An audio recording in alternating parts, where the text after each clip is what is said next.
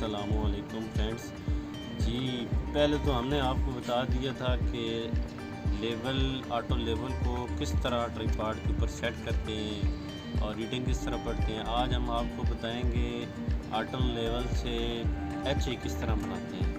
بہت ہی آسان طریقہ ہے۔ وہ بھائی کھڑا ہے بی ایم کے اوپر، بی ایم کی ویلیو ہمارے پاس ہے 1100۔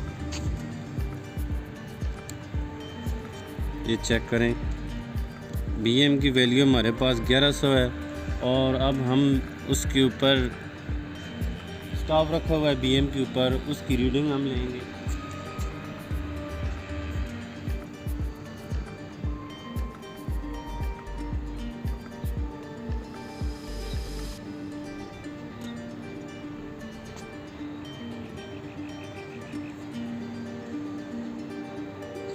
اس کی ریڈنگ ہمارے پاس آ رہی ہے، وہ ہم نے جمع کرنی ہے۔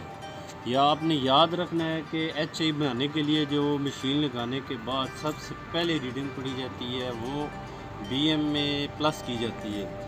4.45 پلس کریں گے بی ایم کے ویلیو میں، اور یہ ہمارے پاس ایچ اے کی ویلیو آ گئی ہے 1104.45۔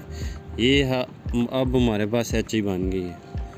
تو اس طرح ہم کوئی بھی کام شروع کرنے سے پہلے ایچ آئی بنا سکتے ہیں۔